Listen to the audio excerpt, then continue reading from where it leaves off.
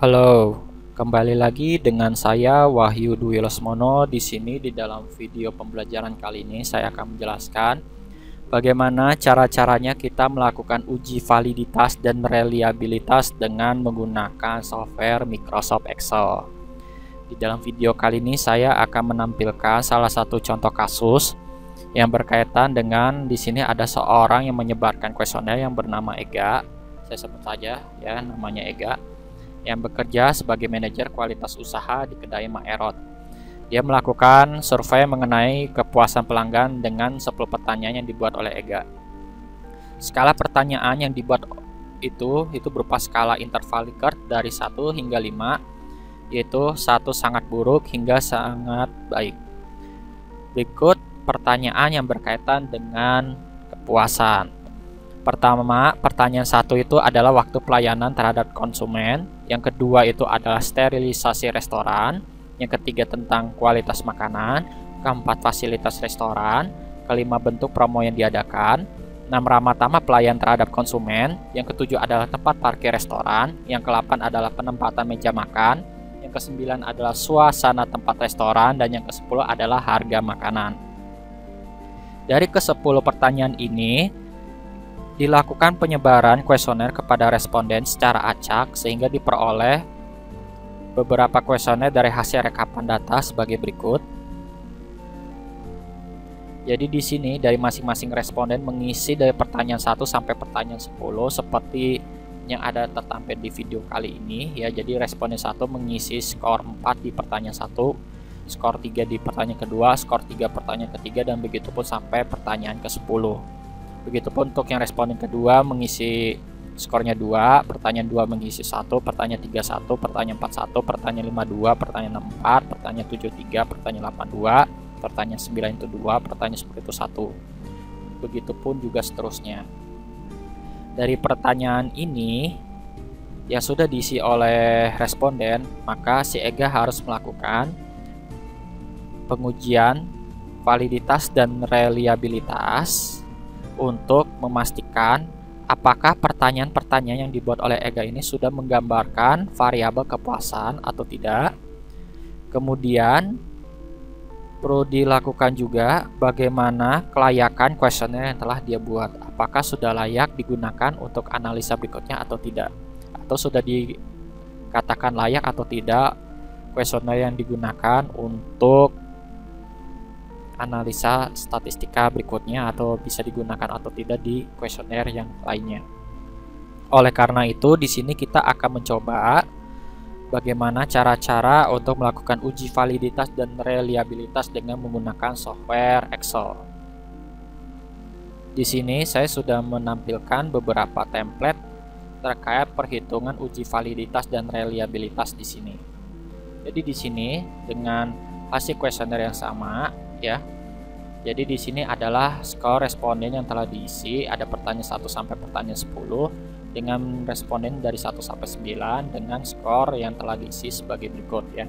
Jadi 1 ini sangat buruk, kalau 5 itu berarti sangat baik pengisian mengenai kepuasannya. Ya, pertanyaan 1 sampai pertanyaan 10.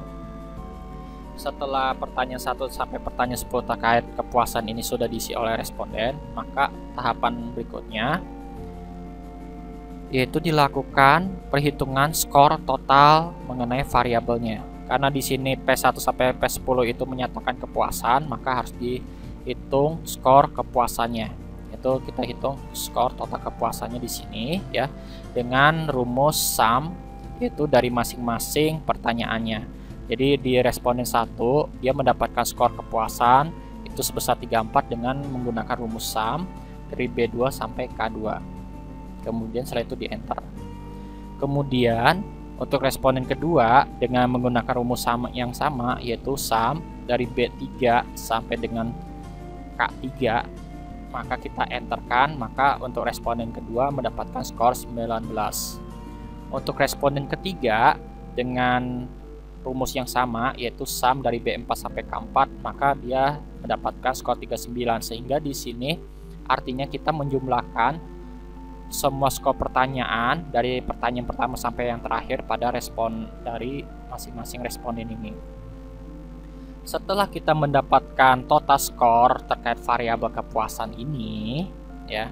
Jadi ini tergantung apakah nanti di skor kalian itu ataupun Anda sekalian itu apakah skor kepuasan, pengetahuan, jadi disesuaikan dengan pertanyaan variabelnya. Kalau di sini ada 10 pertanyaan terkait tentang variabel kepuasan, sehingga kita harus mencari tahu skor dari masing-masing respondennya bagaimana dengan menggunakan rumus SAM ini.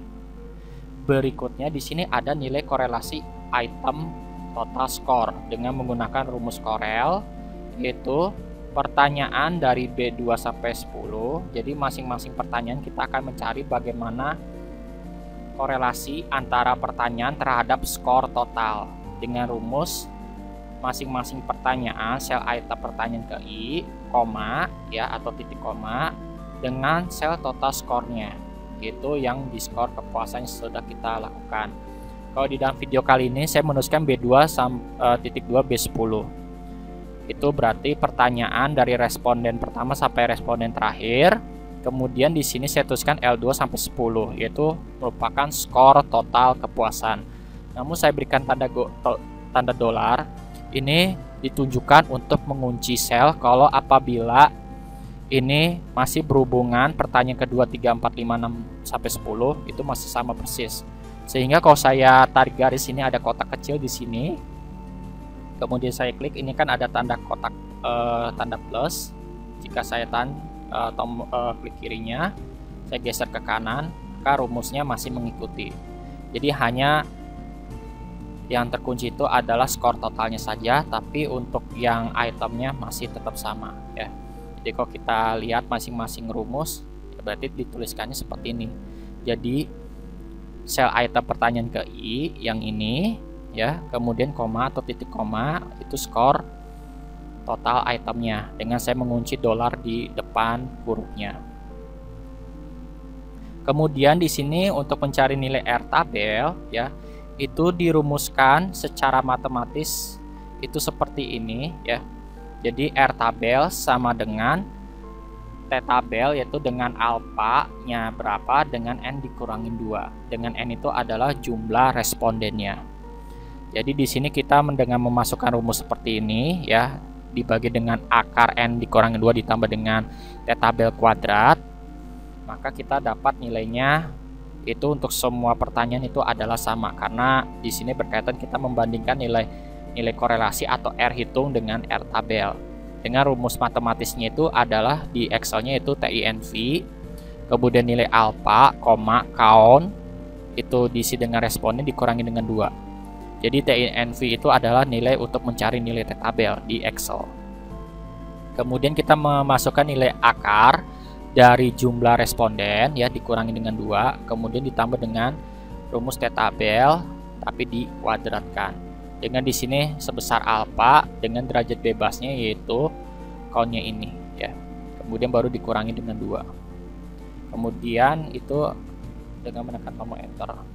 Di contoh ini kita menggunakan alfa 0,05 ya T tabelnya, kemudian dengan derajat bebas itu sebesar N dikurangin 2, dengan N itu adalah responden dari A2 sampai A10 di sini, itu sebanyak 9. Kemudian baru diakarkan dengan jumlah N, itu ada 9 di sini jumlah respondennya, kemudian dikurangin dengan 2 ditambah dengan T tabel yang dirumuskan dengan berapa besar nilai alfa yang digunakan. Kemudian di sini countnya itu adalah jumlah responden dikurangi dengan 2, baru hasil dari T tabelnya dikuadratkan atau dipangkatkan dengan 2. Untuk penentuan nilai alfa itu bisa bebas ya, tergantung nanti di penelitiannya kalian mau menggunakan alfa berapa.